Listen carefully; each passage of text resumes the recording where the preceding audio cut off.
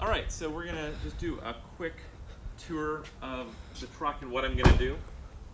So as I mentioned, this is a Lexus GX470 with 110,000 approximately miles on it. I just got it back from the doctors, making sure that everything was good, and the only thing that I really needed to do to it that was a requirement was to replace the radiator. I'm not great mechanically on the inside, like with engines, so I definitely leave that to other people, and I'm going to focus my effort on the outside stuff. Plus, it's more fun for me. So, most likely going to stick an extra pair of lights on the front for visibility as off-roading.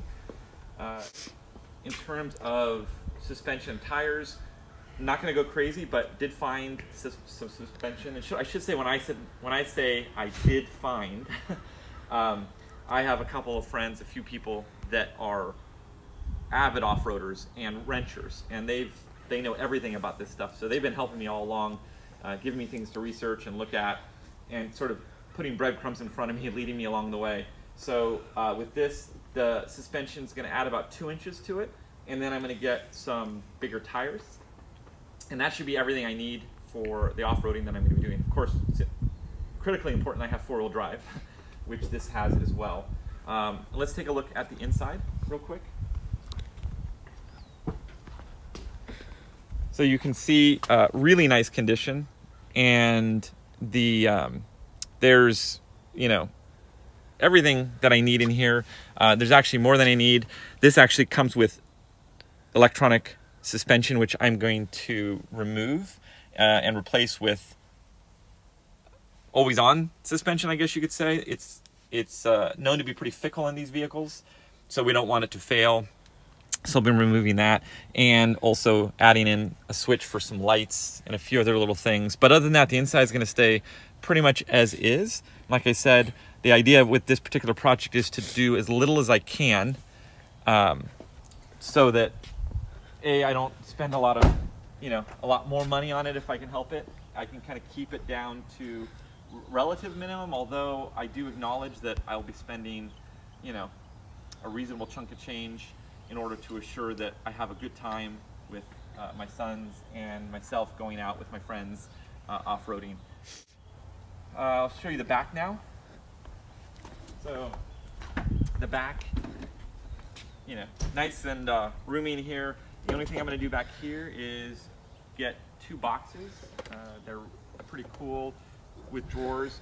I'm going to have a cooler that's going to go on top of this, refrigerator cooler, and I'll kind of talk about all those as we do them. I actually made sure that it's going to fit into my van build, specifically in the way I wanted them to in the van build, because of course the van can handle that, but I need to make sure it fits in the right way. With my van build, unlike this one, where I might be doing something that's really a one-use thing, the drawers, suspension, with my van, especially on the inside, everything I'm going to do with that, I've made a point that it has at least a couple uses for it, because the space is so small, yet you're going to live in it for extended periods of time. You know, you want to make sure you get a lot out of it. So anyways, that's this one. We'll jump to the roof now. So on the roof, quite simply, we're going to remove this. That'll be the first project we do, the roof rack. I've already bought a replacement rack that can handle a rooftop tent that I also have. And then on the front, we'll put some gas cans, since this guy doesn't have a huge a huge tank. And when you're, again, in the middle of nowhere, you don't want to be stranded and not be able to get back. So I think that's it. I think now we can get going on the fun part, which is dismantling this guy and starting to put the new stuff onto it.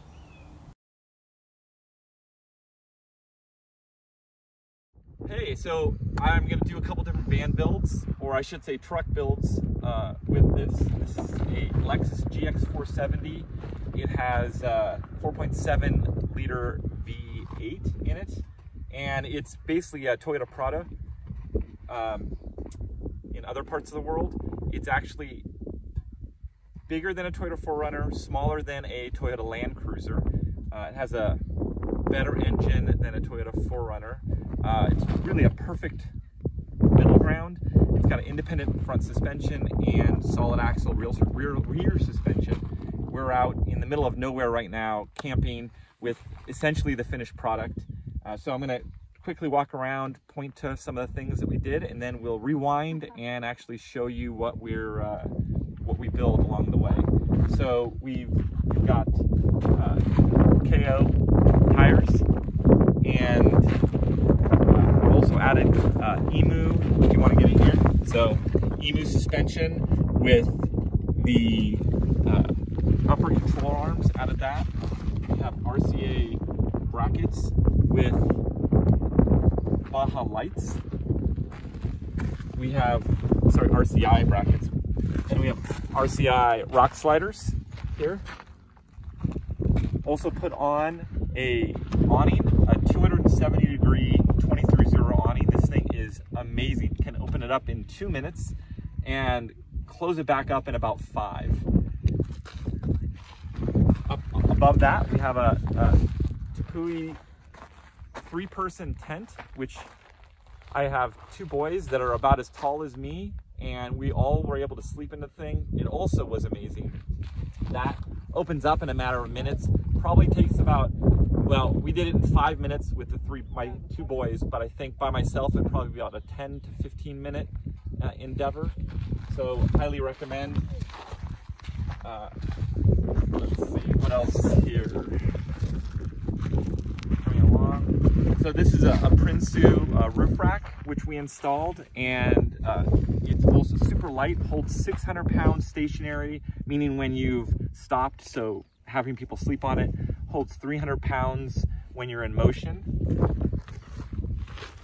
Have a safari snorkel here. I actually had somebody put that on because I did not want to cut into the middle of my car. Up here, we've got 2 4-gallon roto packs with a locking mechanism on here. You probably can't see that, but it's there. I think that is, also I have, I'll put a picture on this when we do the build for my lights. I actually got a little zombie light. Anyways, I think that's it, and so we'll kind of rewind now and show you the pieces along the way, but I wanted you to see the whole finished product. You can see this is quite dirty. We've been having a lot of fun